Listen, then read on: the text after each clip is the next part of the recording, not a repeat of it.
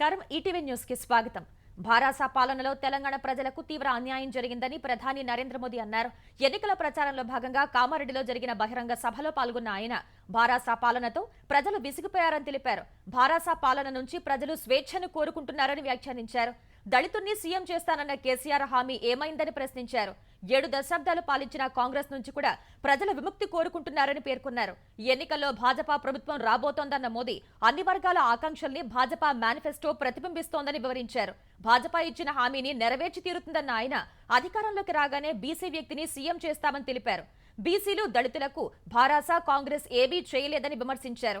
ఎస్సీల వర్గీకరణ కోసం కొత్తగా కమిటీ ఏర్పాటు చేశామని గుర్తు చేశారు।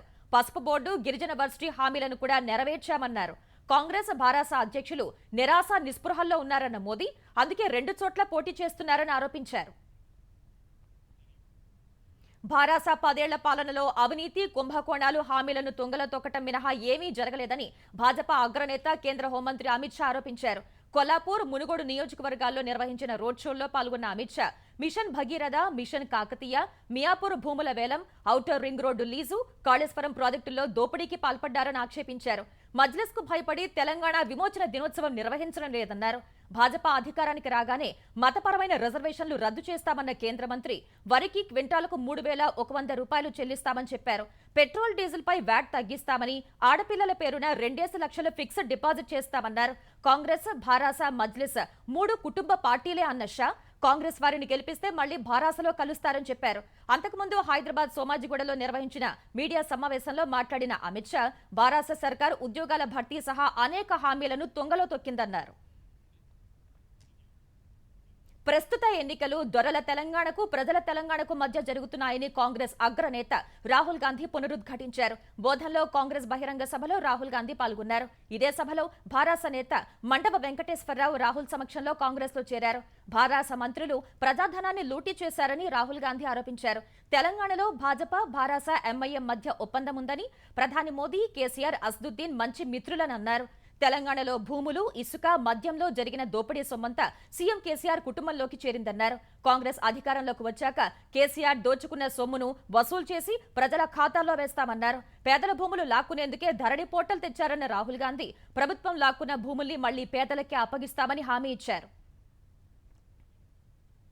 కాంగ్రెస్ ప్రభుత్వం పెద్ద ఎత్తున పరిశ్రమలు స్థాపించి యువతకు ఉపాధి కల్పిస్తే మోదీ ప్రభుత్వం ఆ సంస్థల్ని అమ్ముకుంటోందని ఏఐసీసీ అధ్యక్షుడు మల్లికార్జున ఖర్గే తీవ్ర స్థాయిలో మండిపడ్డారు। హైదరాబాద్ సనత్ నగర్ నియోజకవర్గ అభ్యర్థికి మద్దతుగా ప్రచారం చేసిన ఆయన భాజపా భారాస ఎంఐఎంపై విమర్శనాస్త్రాలు సంధించారు। పేదల ఖాతాలో 15 లక్షలు వేస్తామని ఏడాదికి 2 కోట్ల ఉద్యోగాలు ఇస్తామని చెప్పిన మోదీ వాటిని గాలికి వదిలేశారని విమర్శించారు। కేసీఆర్ కూడా మోదీ మాదిరిగానే అబద్ధాలు చెబుతున్నారని వ్యాఖ్యానించారు। కాంగ్రెస్ ప్రభుత్వంలో గ్యాస్ సిలిండర్ ధర ఎంత ఉండేది ఇప్పుడు ఎంత ఉందో ప్రజలు గమనించాలన్నారు। కాంగ్రెస్ ప్రభుత్వం వచ్చిన వెంటనే 6 గ్యారంటీలు అమలు చేస్తామని స్పష్టం చేశారు। ఢిల్లీ నుంచి వచ్చిన కాంగ్రెస్ నేతలు కాలుకు బలపం కట్టుకుని తిరిగిన తెలంగాణలో ఆ పార్టీ గెలిచే పరిస్థితులు లేవని మంత్రి హరీష్ రావు అన్నారు। ఎన్నికల ప్రచారంలో భాగంగా మహబూబాబాద్ నర్సంపేట పాలకుర్తిలో రోడ్ షోలో పాల్గొన్న హరీష్ కాంగ్రెస్ భాజపాలపై తీవ్ర విమర్శలు చేశారు। మోటార్లకు మీటర్లు పెట్టలేదని కేంద్రంలోని భాజపా ప్రభుత్వం 25,000 కోట్ల రూపాయల నిధులు ఇవ్వలేదన్నారు। కాంగ్రెస్ హయాంలో నేను రాను బిడ్డో సర్కార్ దవాఖానాకు అని పాటలుండేవని ఇప్పుడు ఆ పరిస్థితులు లేవన్నారు। కాంగ్రెస్ హయాంలో వలసలు ఉండేవని ప్రస్తుతం పరిస్థితులు మారాయని హరీష్ రావు వివరించారు। కామారెడ్డి నుంచి సీఎం కేసీఆర్ పోటీ చేస్తున్నారంటే కలిసొచ్చే కాలానికి నడిచొచ్చే కొడుకు వస్తున్నట్టే అని భారాస కార్యనిర్వాహక అధ్యక్షుడు మంత్రి కేటీఆర్ అన్నారు।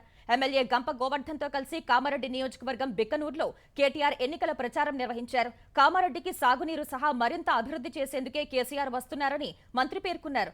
డిసెంబర్లో అసైన్ భూములున్న వారికి పట్టాలు ఇస్తామని హామీ ఇచ్చారు। బీడీ కార్మికులతో పాటు టేకేదారులకు కూడా పింఛన్ ఇస్తామన్నారు। సౌభాగ్యలక్ష్మి పథకం ద్వారా 18 సంవత్సరాలు నిండిన మహిళలకు నెలకు 3,000 రూపాయల ఆర్థిక సాయం చేసే పథకం ప్రారంభిస్తామని హామీ ఇచ్చారు। పోలింగ్ కు 4 రోజుల ముందు రైతు బంధు విడుదలకు అనుమతి ఇవ్వటంపై టీపీసీసీ అధ్యక్షుడు రేవంత్ రెడ్డి తీవ్ర అభ్యంతరం వ్యక్తం చేశారు। కేంద్ర ప్రభుత్వం పూర్తిగా బీఆర్ఎస్ కు సహకరిస్తోంది అనటానికి ఇదే నిదర్శనమని ధ్వజమెత్తారు। ప్రభుత్వ సొమ్ముతో ప్రజల ఓట్లు కొనాలని సీఎం కేసీఆర్ కుట్ర చేస్తున్నారని ఆరోపించారు। మాజీ ఎంపీ వివేక్ భాజపాలో ఉండగా రాముడికి పర్యాయపదంగా చూపించారని కాంగ్రెస్ లో చేరాక ఆయన భాజపాకు రావణాసురుడిగా కనిపించారని ఆక్షేపించారు. ఏకే గోయల్ ఇంట్లో 1000 కోట్లు పంపిణీ జరిగిందని ఫిర్యాదు చేసినా పట్టించుకోలేదని విమర్శించారు. ఈడీలు, ఆదాయ పన్ను శాఖ కేవలం కాంగ్రెస్ పైనే పనిచేస్తాయా అని రేవంత్ రెడ్డి ప్రశ్నించారు. ఎన్నికల ముందు రైతు బంధు వేయటంతో అన్నదాతలకు 5,000 నష్టం జరుగుతుందని రేవంత్ తెలిపారు. తెలంగాణలో కాంగ్రెస్ అధికారంలోకి రాగానే రైతు భరోసాను పూర్తిగా అమలు చేస్తామని స్పష్టం చేశారు. దోచిన దొంగ సొమ్ముతో వ్యవస్థల్ని ఇంకెంతకాలం A1 జగన్ మేనేజ్ చేస్తారని తెలుగుదేశం జాతీయ ప్రధాన కార్యదర్శి నారా లోకేష్ ప్రశ్నించారు.